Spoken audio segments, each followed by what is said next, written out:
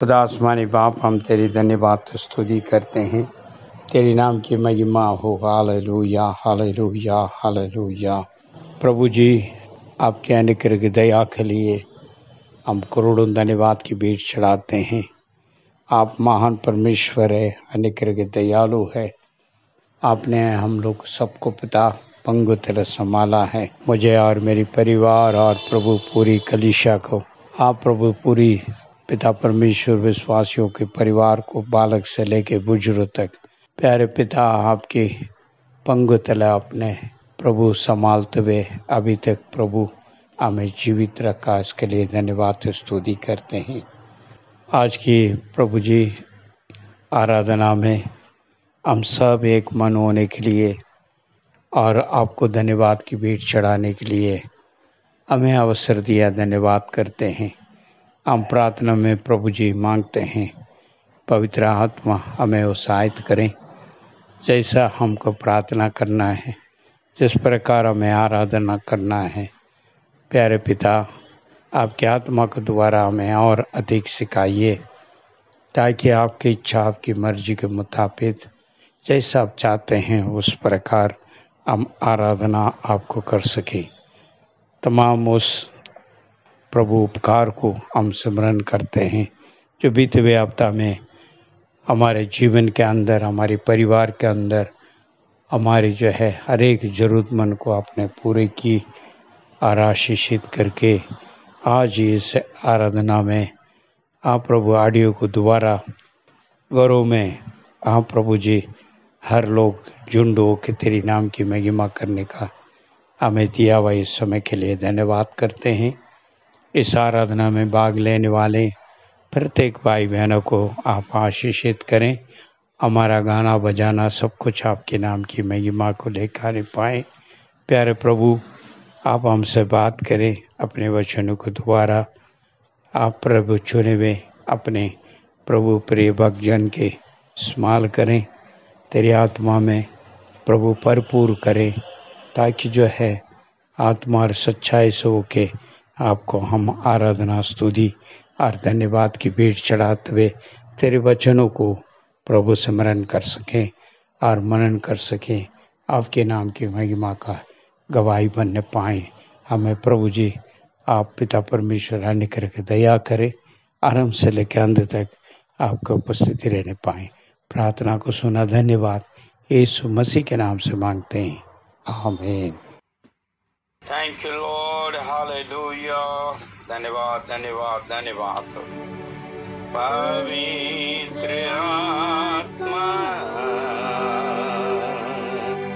पवित्र आत्मा मुझे ले जाए यीशु के चरणों में। पवित्र आत्मा मुझे ले जाए यीशु के चरणों में।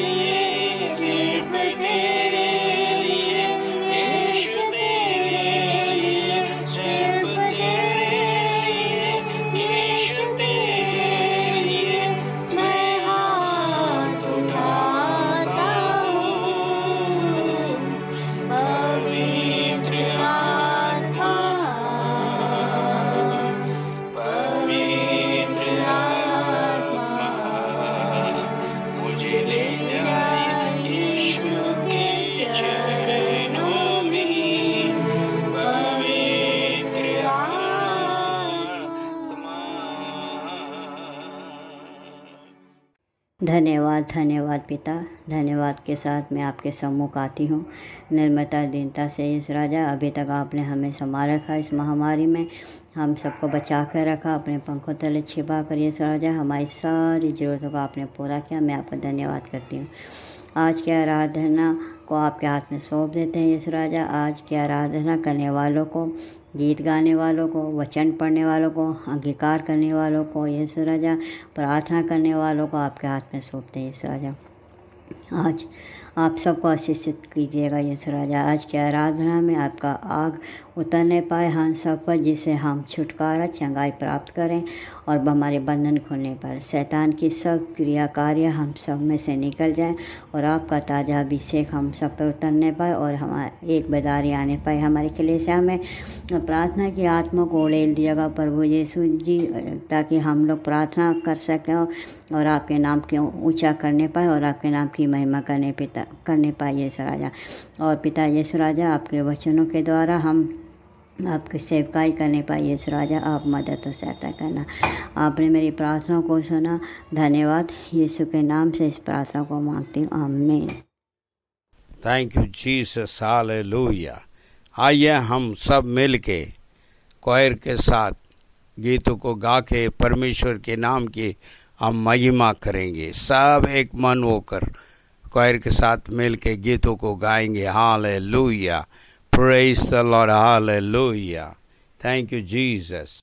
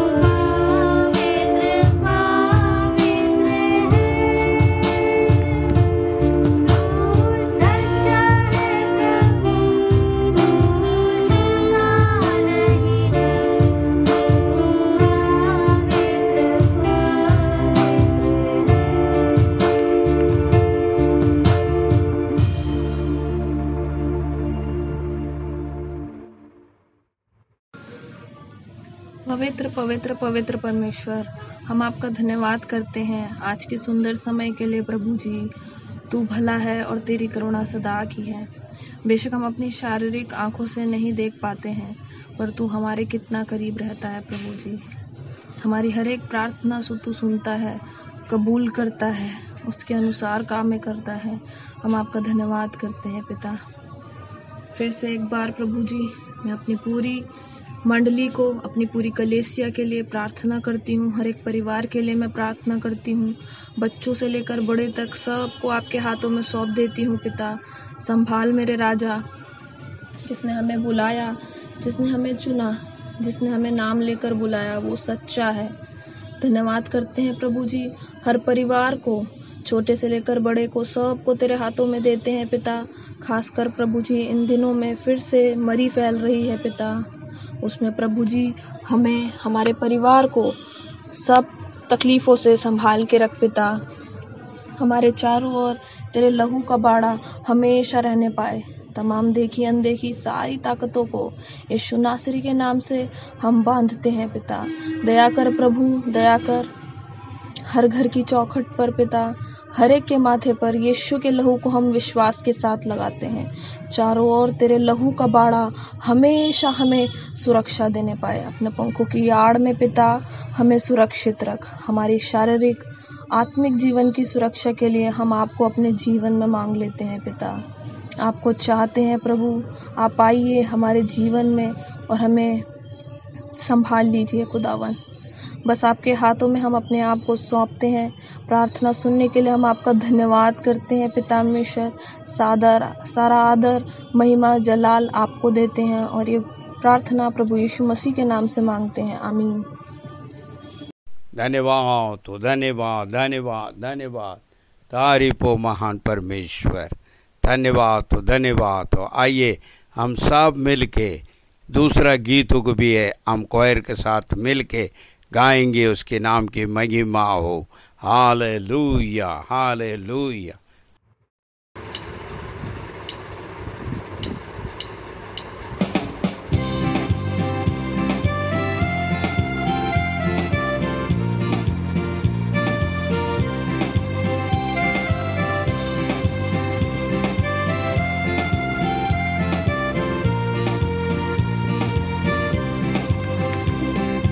मुक्ति दिलाए यीशु नाम, शांति दिलाए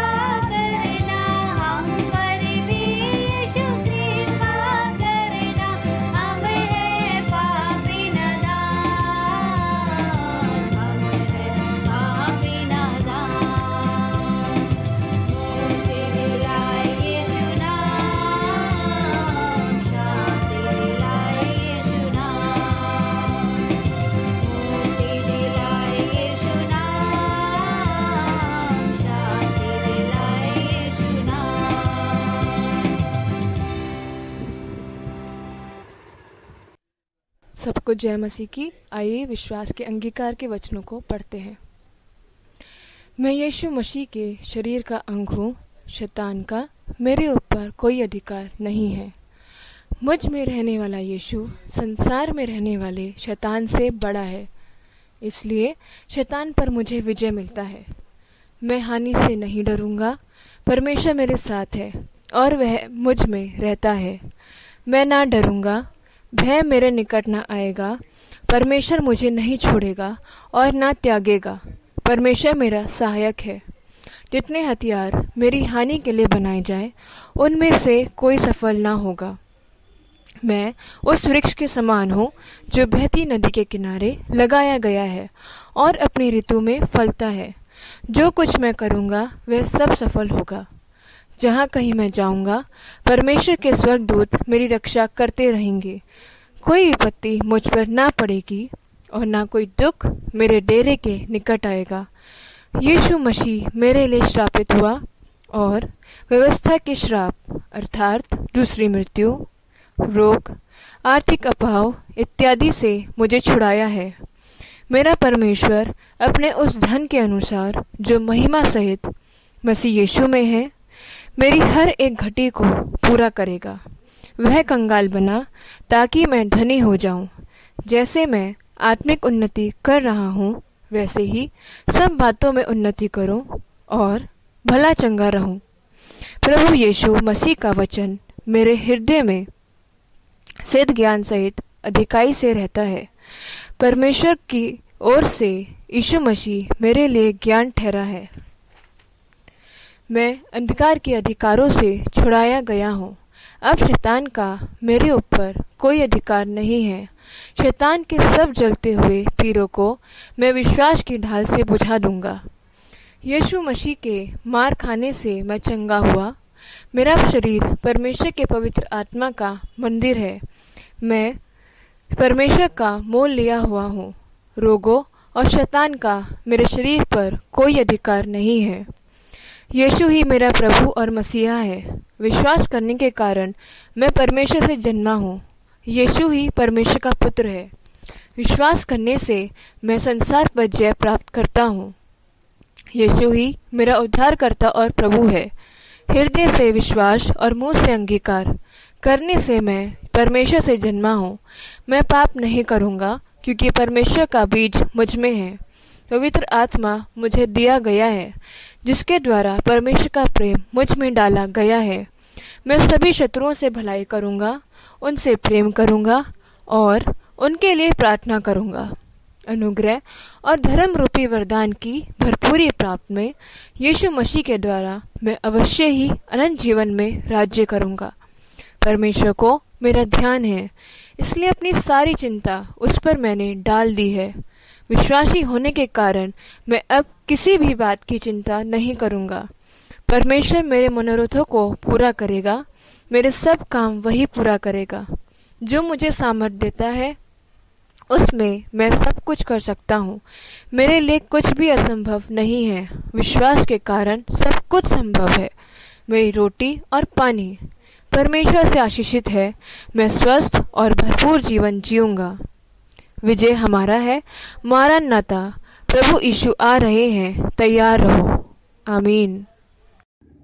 हे सर्वशक्तिमान परमेश्वर, धन्यवाद करते हैं पिता तेरा कि तूने जीवन में हम सभी को एक बार और मौका दिया कि हम जहाँ भी हैं, जैसे भी हैं, एक बार फिर से तेरी बातों को सुन सके, तेरे रहस्यों को समझ सके। प्रभु तू प्रभु जहाँ भी लोग जैसे भी हैं, जिस स्थिति में है, अपने घरों में हैं, उन तक अपने वचनों को पहुँचा रहा है। प्रभु इसके लिए भी तेरा धन्यवाद करता हूँ।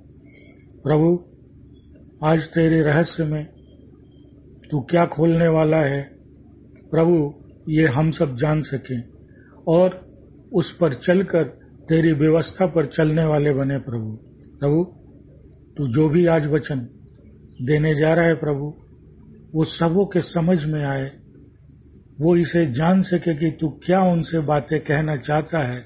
उसके लिए उन्हें बुद्धि और ज्ञान देना। प्रभु हर सुनने वाले को आशीषित करना, उन्हें समझ देना, ज्ञान देना। प्रभु मेरी इस प्रार्थना को यीशु मसीह के नाम से मांग लेता हूँ, आमीन। आइए अब हम परमेश्वर के वचनों में जाएंगे, देखेंगे आज परमेश्वर क्या बताना चाहता है हमें। देखिए, आज का जो दौर है, आज का जो समय है, उसमें हर एक मनुष्य आज के इस तेजी से बदल रहे संसार में कुछ इतना व्यस्त होता जा रहा है जहां वो बहुत सी चीजों को नजरअंदाज कर रहा है।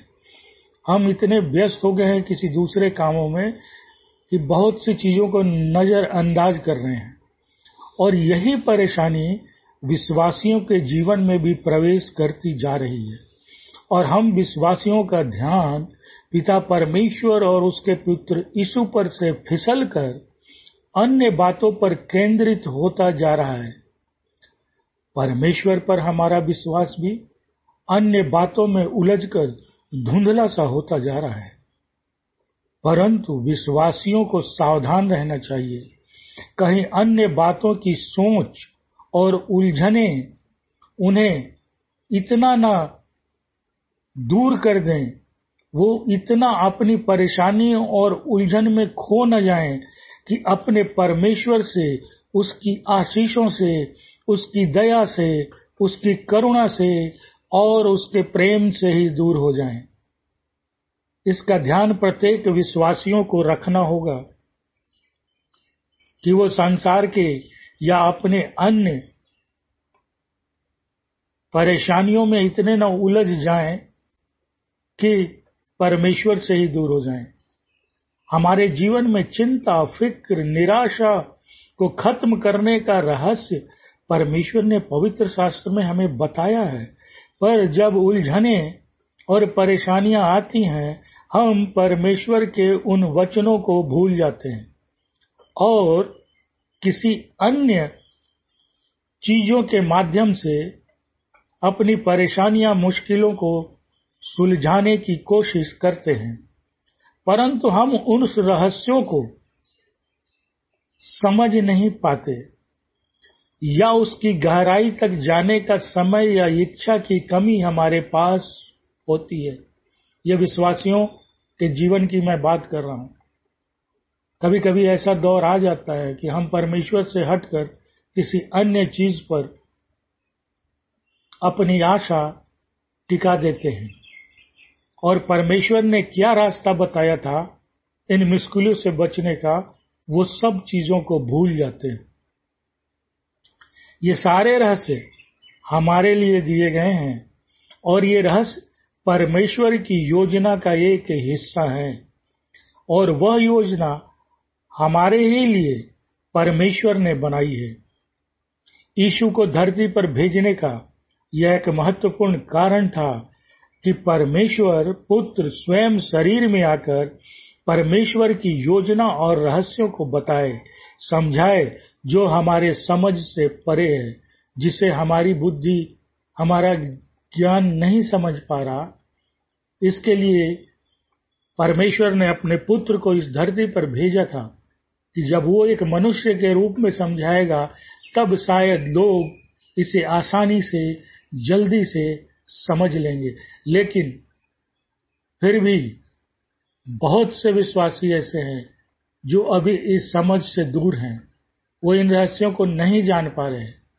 लेकिन विश्वासियों के जीवन में यह समझ होनी चाहिए, उसके रहस्यों को जानना चाहिए।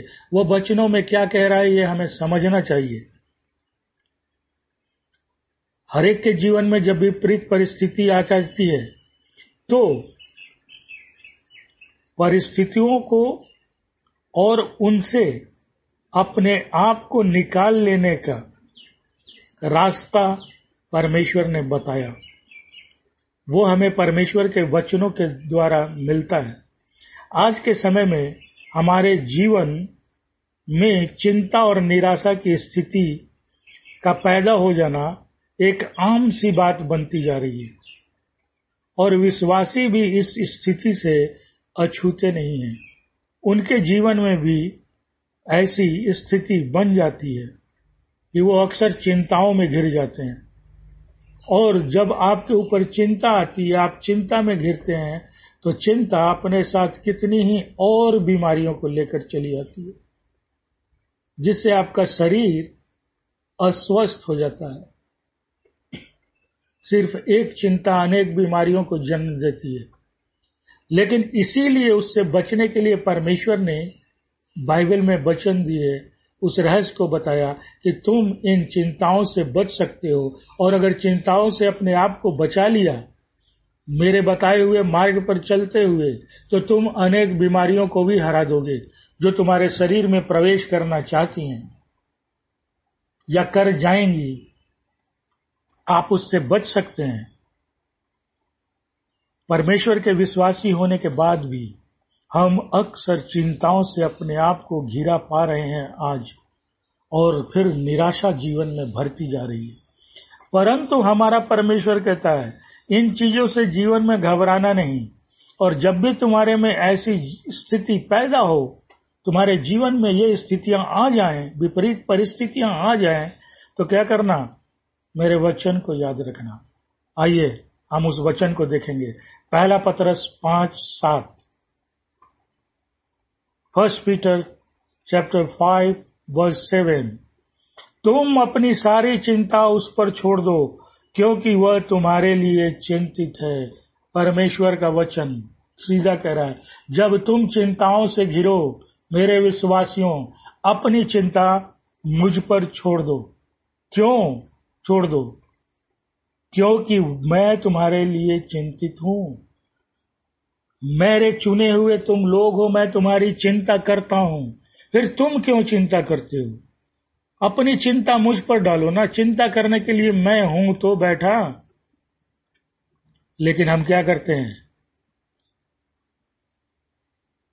ऐसा नहीं करते। खुद चिंतित होकर, जैसा मैंने पहले कहा, बीमारियों को आमंत्रित करते हैं, उसे बुलावा देते हैं। लेकिन ये वचन पढ़ने के बाद मेरे विश्वासियों, अगर आप इस रहस्य को समझ रहे हैं परमेश्वर आपसे क्या बातें कर रहा है, तो चिंता और निराशा की स्थिति में यह वचन हमें असीम ताकत देने वाला है। आपको बहुत बड़ी ताकत देगा अगर आप इस वचन को जीवन में अपना लेंगे, इन बातों को समझ जाएंगे, क्योंकि यह जीवित परमेश्वर का कभी न मिटने वाला वचन है।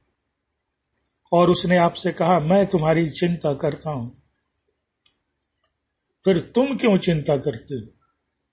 मैं हूं जो स्वयं परमेश्वर कह रहा है। विश्वासियों के लिए परमेश्वर स्वयं चिंता करता है। आस पड़ोस, दोस्त यार, रिश्तेदारों को तो छोड़िए, परमेश्वर चिंता करता है। इससे बड़ी बात हमारे जीवन में, आपके जीवन में क्या हो सकती है कि हमने ऐसे परमेश्वर का पर विश्वास किया जो इतना प्रेमी है, लेकिन हम गलतियां कर देते हैं। क्यों? क्योंकि वचनों में कमजोर हैं। भूल जाते हैं जब चिंता आती है कि परमेश्वर ने ऐसा कहा था, और फिर खुद को, अपने जीवन को, अपने परिवार को चिंता में घेर लेते हैं। हर एक व्यक्ति चिंतित हो जाता है, लेकिन परमेश्वर कहता है ऐसा मत करो ना, मैं चिंता करने के लिए हूं। फिर तुम क्यों चिंता करते हो? यदि हमने इस वचन के रहस्य को समझ लिया तो परमेश्वर का यह वचन हमें तुरंत शांति और आशावान बना देगा। पर जरूरत है वचनों पर विश्वास करने की। दूसरी समस्या यह है कि आज हमारी आत्मा की भूख कम और पेट की भूख ज्यादा बढ़ गई है, और इसलिए आज हम आत्मिक भोजन की खोज कम या तो ना के बराबर और शारीरिक भोजन की चिंता में ज्यादा लगे। शारीरिक भोजन भी जरूरी है। परमेश्वर ने कहीं नहीं मना किया कि आप भोजन न करें। उसने तो बनाया, जानवरों को बनाया, मछलियों को बनाया, पक्षियों को बनाया, और कहा जाओ इन पर अधिकार कर लो, ये तुम्हारे लिए है। साग सब्जियों को बनाया, अन्य फसलों को बनाया, फल फूलों को बनाया। परमेश्वर ने इसकी भी चिंता की, लेकिन गलतियां कहां हो रही है कि हम शारीरिक भोजन के चक्कर में आत्मिक भोजन को छोड़ दे रहे हैं। आत्मिक भूख हमारी धीरे धीरे खत्म हो रही है, क्योंकि हम दूसरी चीजों में फंसते जा रहे हैं, दूसरी चिंताओं में फंस रहे हैं, दूसरी परेशानियां हमें सता रही हैं। पर परमेश्वर ने कहा नहीं, तुम दोनों करो। आत्मिक भोजन भी जरूरी है तुम्हारे लिए, शारीरिक भोजन भी जरूरी है। तभी तो परमेश्वर ने इतनी चीजें धरती पर, वो कहता है मैं तेरी फसल पर आशीष दूंगा। क्यों कहता है? क्योंकि वो फसल पर आशीष देगा, आपकी फसल अच्छी होगी, आप अपने अपने परिवार का शारीरिक भोजन उपलब्ध करा पाएंगे, आपकी शारीरिक भूख शांत होगी। लेकिन आत्मिक भोजन का क्या? क्या हम उससे पीछे हट रहे हैं? लेकिन ये आजकल आप देख रहे हैं कि विश्वासियों की आत्मिक भूख धीरे धीरे कम या तो ना के बराबर होती जा रही। लेकिन हमें ऐसा नहीं करना है, और हमें क्या करना है कि शारीरिक भोजन के साथ साथ आत्मिक भोजन को भी खोजना है। कभी कभी तो भोजन से लोगों का प्रेम इतना बढ़ जाता है कि यह भोजन भी हमें परमेश्वर से दूर कर देने का एक कारण बन जाता है, क्योंकि हम शारीरिक भोजन के चक्कर में ही 24 घंटे लगे रहते हैं। इसलिए वो परमेश्वर से दूर होते हैं, क्योंकि उसके वचन, उसकी आराधना, उसकी स्तुति, उसकी प्रार्थना का समय हमारे पास ना के बराबर होता है। परंतु यदि हमारा ध्यान अधिक समय तक सिर्फ भोजन पर केंद्रित रहता है तो ये चिंता का विषय है। मेरे भाई, मेरे बहनों, इस पर ध्यान दीजिए, इस पर सोचिए कि ऐसा क्या हो गया कि मैं अब शारीरिक भोजन की ही तलाश में अपना जीवन गुजार रहा हूं, अपना दिन गुजार रहा हूं। आत्मिक भूख मेरी क्यों मर गई? ऐसा क्या हो गया मेरे साथ? ये चिंता का विषय है। और जब ऐसी स्थितियां का सामना जीवन में हो तो फिर आपको परमेश्वर का वचन रास्ता दिखाता है। और वो क्या कहता है, सुनिए। मत्ती 4:4, मनुष्य केवल रोटी से नहीं परंतु हर एक वचन से जो परमेश्वर के मुख से निकलता है जीवित रहेगा। वो आत्मिक जीवन की बात कह रहा है कि परमेश्वर का हर एक वचन उनकी आत्मा को जिंदा रखेगा। और पहले उसने क्या, मनुष्य सिर्फ रोटी से नहीं, यानी कि क्या कहा परमेश्वर ने, रोटी भी जरूरी है। वो उसने नहीं कहा कि रोटी, लेकिन कहा कि सिर्फ रोटी से तुम शारीरिक जीवन को जीवित रख पाओगे, तंदुरुस्त रख पाओगे, स्वस्थ रख पाओगे। लेकिन एक न एक दिन शरीर को मिट जाना है।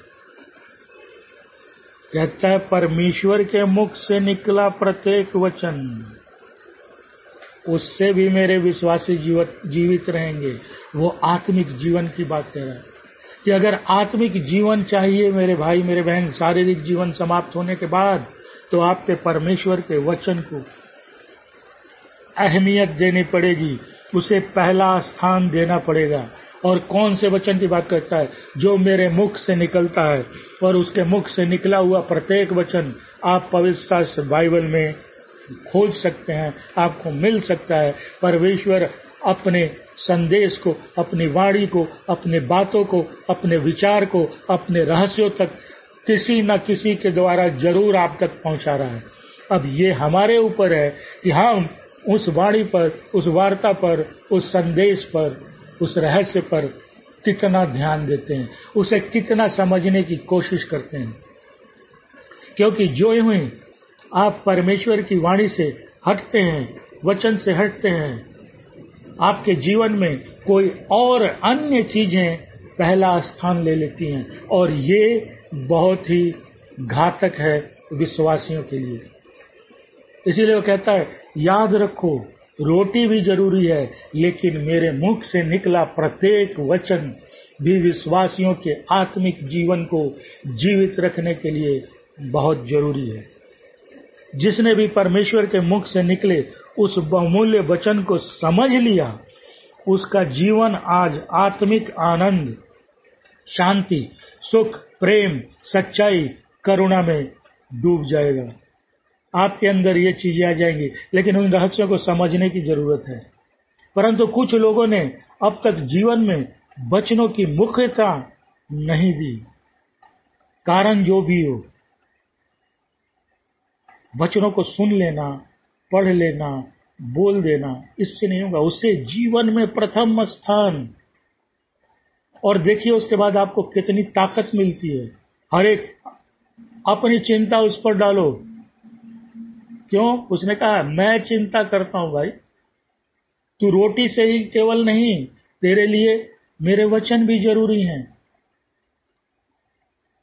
आत्मिक जीवन के लिए मेरे वचन जरूरी हैं। परमेश्वर इन रहस्य को बता रहा है, वरना आत्मिक जीवन नहीं है। और आगे क्या कहता है? एक वचन देखेंगे, लूका 12:23, लूका की पुस्तक चैप्टर 12 वर्स 23, क्योंकि जीवन भोजन से और क्योंकि जीवन भोजन से और शरीर वस्त्रों से अधिक महत्वपूर्ण है। क्या कहता है? जो आपका आत्मिक जीवन है, जो जीवन है, वो भोजन से और शरीर वस्त्र से महत्वपूर्ण है। इसलिए आप किस बात की चिंता कर रहे हो? वो कह रहा है तेरा जीवन भोजन से और शरीर वस्त्रों से अधिक महत्वपूर्ण है। मैं उसको बचाना चाहता हूं, तेरे आत्मिक जीवन को। शरीर नष्ट होगा, लेकिन जब तक शरीर है तब तक मेरी भी कृपा, मेरी भी आशीष तेरे शरीरों पर भी बनी रहेगी। लेकिन सिर्फ भोजन ही जरूरी नहीं, ये विश्वासी जीवन के लिए वो कह रहा है। उसके लिए परमेश्वर के प्रत्येक वचन जो उसके मुख से निकले हैं, मेरे भाई मेरे बहन, जरूरी हैं। आगे क्या कहता है? एक और स्थिति आती है, वो क्या होती है? डर। लोग आपको डराएंगे। क्यों? क्योंकि जीवन में परमेश्वर का स्थान आपसे, पहला स्थान से वो हट गया है। जो चीजें पहले स्थान पर आ गई हैं वो आपको डराएंगी भी, वो भय आपके अंदर पैदा करेगी, वो हमारे जीवन में प्रवेश कर जाती है। यह भय किसी भी बातों से जुड़ी हो सकती है। जीवन में जब भी किसी भी प्रकार के भय या डर का प्रवेश होता है तो वह हमें कमजोर बना देता है। हम कमजोर हो जाएंगे, चिंतित हो जाएंगे। और मैंने जैसा पहले कहा, चिंता अनेकों बीमारियों को अपने साथ लेकर आती है। हमारा स्वास्थ्य बिगड़ जाएगा, हमारा शरीर में अनेक बीमारियों का प्रवेश हो जाएगा, उनका वास हो जाएगा। इसलिए विश्वासी जीवन में डर को प्रवेश नहीं करने देना चाहिए। विश्वासियों को डरना नहीं है। क्यों? आगे आप देखेंगे, क्योंकि डर हमें कमजोर करेगा, और कमजोर होते ही हमारा विश्वास डगमगा जाएगा। यही होता है, किसी चीज से डरे, विश्वास गया। परमेश्वर पहले स्थान से खिसक कर न जाने किस स्थान पर आ जाता है, और पहला दूसरा तीसरा कौन ले लेता है आपको पता भी नहीं चलता। इस स्थिति से अपने को बचा लेने के लिए भी हमारा परमेश्वर हमें बताता है अपने रहस्य को, अपनी वार्ता को, अपनी बातों को। क्या कहता है? 2 तीमुथियुस पहले अध्याय 7वां वचन, क्योंकि परमेश्वर ने हमें जो आत्मा दी है वह हमें कायर नहीं बनाती, बल्कि हमें प्रेम, संयम और शांति से भर देती है। वचन सीधा कहता है, परमेश्वर ने जो हमें आत्मा दी वो हमें कायर नहीं बनाती, डरपोक नहीं बनाती, बल्कि क्या करती है? प्रेम, संयम और शक्ति से भरती है। आज क्यों विश्वासी कमजोर है? कहां गया ये वचन उनके जीवन में? क्यों नहीं है ये वचन उनके जीवन में? या तो आप ये मानते हैं कि परमेश्वर ने आपको आत्मा नहीं दी, तो फिर ठीक है, लेकिन परमेश्वर कहता है मैंने जो आत्मा दी है वो कायर नहीं बनाती। अगर आप कायर बने हैं तो परमेश्वर की आत्मा जो है वो कहीं न कहीं आपके अंदर सोई हुई है, उसे जगाना होगा, वरना प्रेम, संयम और शक्ति आपके अंदर नहीं होगी और आप एक कायर, डरपोक बने रहेंगे। और शैतान यही चाहता है कि आप कायर बने, डरपोक बने। लेकिन परमेश्वर कहता है, अरे हमने जो तेरे को आत्मा दी है वो कायर नहीं बनाती, क्योंकि मेरी सामर्थ तेरे अंदर प्रवेश करेगी। जब तू मुझ पर विश्वास करेगा, मेरे बताए वचनों को समझ लेगा, तो तू कायर कैसे होगा? जब परमेश्वर की सामर्थ हमारे अंदर काम करती है, वो कोई विश्वासी कमजोर नहीं हो सकता। स्थितियां विपरीत हो सकती हैं, परिस्थितियां विपरीत हो सकती हैं, मुश्किलें दौरें आ सकती हैं, परेशानियां घेर सकती हैं, लेकिन हम उससे भी निकल जाएंगे, क्योंकि वो कहता है तेरे लिए तो मैं चिंता करता हूं, तू क्यों चिंता करता है? उसके बाद क्या कहता है? मेरे मुख से निकले हुए वचन को समझो। उसके बाद क्या हमने दिया कि जीवन भोजन से और शरीर वस्त्र से महत्वपूर्ण है। इस बात को हमें समझना होगा। और अभी जो वचन आपने पढ़ा हुआ कहता है, मैंने वैसी आत्मा नहीं दी है कि तुम कमजोर हो। अगर तुम कायर हो, कमजोर हो, तो मेरी आत्मा तुम्हारे अंदर नहीं काम कर रही, मेरे भाई मेरे बहन। फिर ये ना कहना कि तुम विश्वासी होकर कायर और कमजोर हो। नहीं जी, कैसी भी स्थिति आ जाए हम क्यों कमजोर पड़ेंगे? वैसी आत्मा है ही नहीं हमारे अंदर। हमारे शरीर की चौथी परेशानी क्या है कि थोड़ी सी मुश्किलों में हम तुरंत अपनी हार मान लेने की आदत बना लें। हम थोड़ी सी मुश्किलें आ जाते हैं, सरेंडर कर देते हैं, हार मान लेते हैं।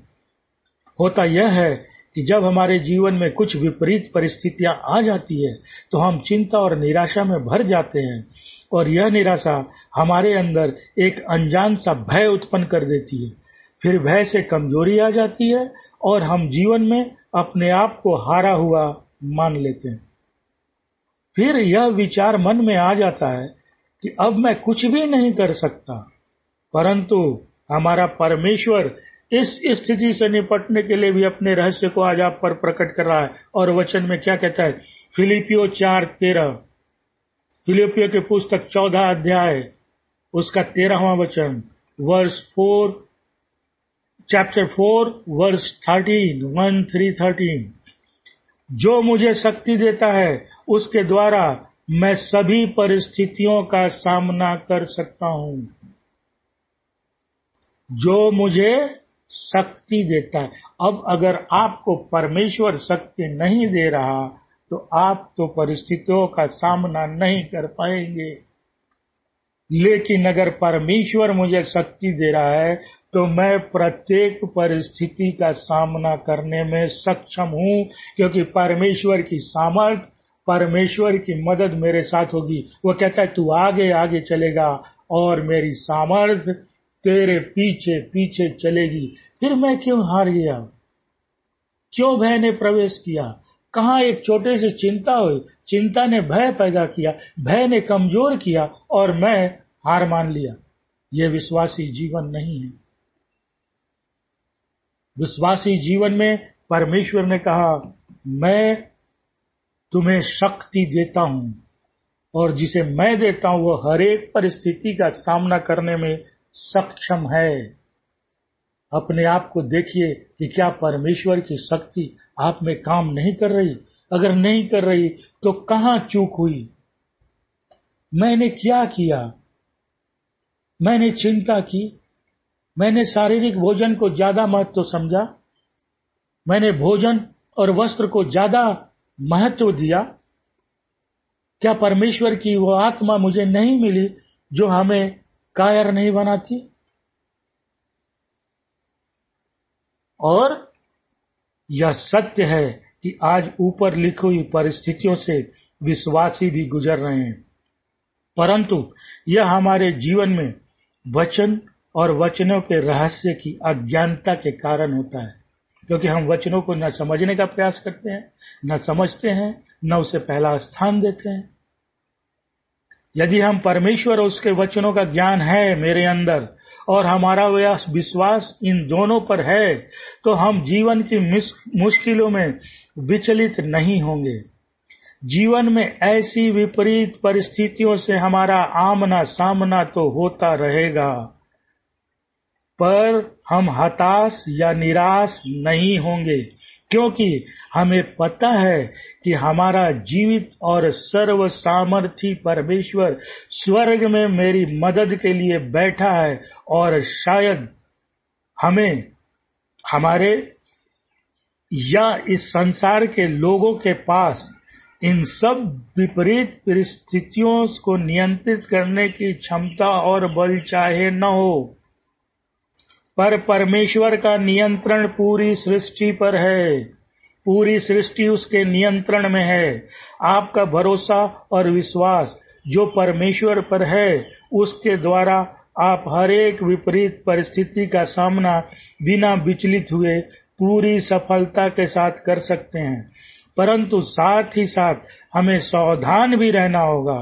और परमेश्वर एक और वचन दे रहा है, सावधानी भी कहाँ बरतना।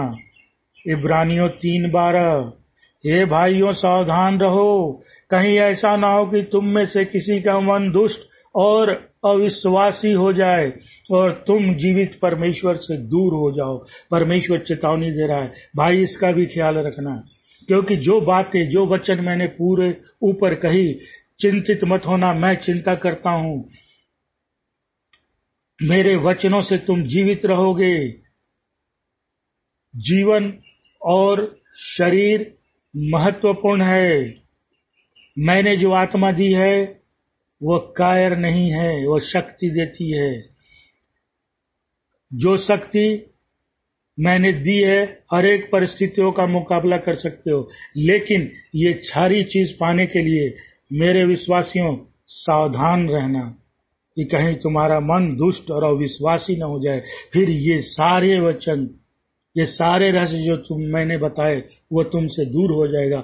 और फिर क्या होगा, आप चिंतित होंगे, आप शारीरिक भोजन के पीछे भागेंगे, आपके जीवन में भोजन और वस्त्रों का अधिक महत्व होगा, आपकी आत्मा कमजोर पड़ जाएगी, आप हर एक परिस्थितियों का मुकाबला नहीं कर पाएंगे। इसलिए सावधान रहिए, परमेश्वर के वचनों को समझने का प्रयास करते हुए उसे पहले स्थान पर दें, और जब आप पहले स्थान पर देंगे तो आप व्यवस्था पर चलने वाले बनेंगे।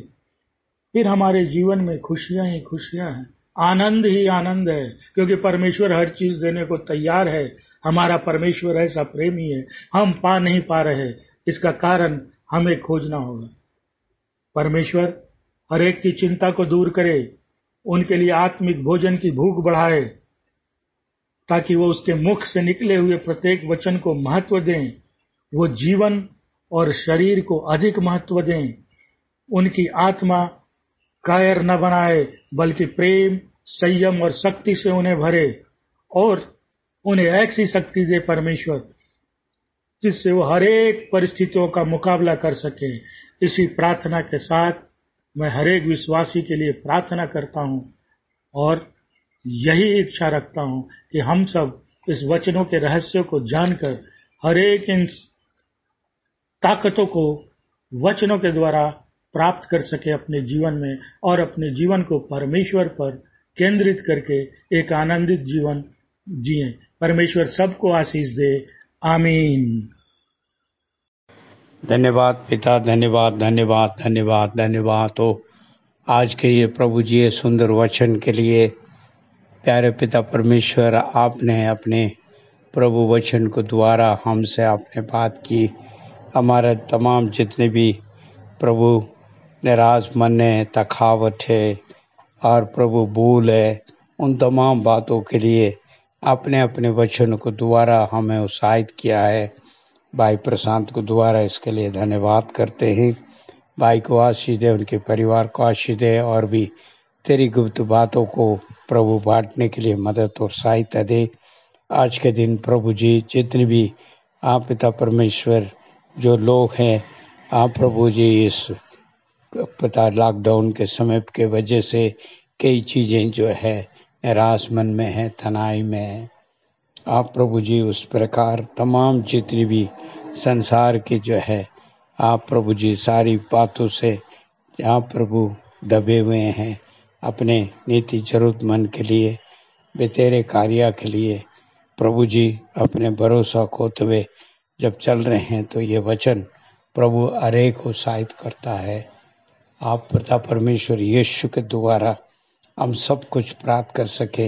यीशु हमारे लिए एक प्रभु जी गवाही बना, और यीशु ने अपने जीवन में हर एक बातों को हमारे लिए करके दिखाया, और वचन के आधार पर किस प्रकार हम उसको प्राप्त करें और किस प्रकार प्रभु हम आगे बढ़ सकें और किस प्रकार हम आशीषित हुए, उन तमाम बातों को प्रभु आपने अपने वचन से खुलासा करते हुए हमें सिखाया। इसके लिए हम धन्यवाद करते हैं। आगे भी प्रभु जी तेरी अनुग्रह हाथों में सौंपते हैं। तमाम जितने भी सुनने वाले हमारे विश्वासी जन को तो आशीषित करें, जितने भी तनाई में हैं, जितने भी प्रभु निराजमन हैं, जितने भी खमी कटी के साथ चल रहे हैं, अन्य ज्ञान में चल रहे हैं, प्रभु उन सबको भी मदद और सहायता दे, ताकि जो है प्रभु तेरी सामर्थ्य वचन के आधार पर अपने जीवन को सौंपते हुए और उस वचन के आधार पर प्रभु अपना आप प्रभु जीवन आप प्रभु अर्पण करते हुए, समर्पण करते हुए आशीष को प्राप्त करने के लिए मदद और सहायता दे। जो जो भाई बहन सुनते हैं उन्हें आशीष अनुग्रह दे, उनके जीवन में कमी कटी दूर कर, अति जल्द खुदावन भवन खुलने पाए, हम सब संगति करें। हाँ प्रभु जी, आराधना स्तुति तेरी नाम की महिमा करने में हमें मदद और सहायता दे। अभी तक जितनी भी इस शहर के अंदर प्रभु आपने प्रार्थना सुनकर अपने अनुग्रह करते हुए, दया करते हुए लोगों को बचाया, लोगों के लिए आपने सहायता किया है, प्रभु उन तमाम बातों के लिए हम धन्यवाद करते हैं। आप पिता परमेश्वर आगे भी तेरी अनुग्रह चाहते हैं। आपने मेरी प्रार्थना सुना, उत्तर दिया, धन्यवाद। यीशु मसीह के नाम से मांग लेते हैं, आमीन। प्रभु आप सबको आशीष दे। जय मसीह की।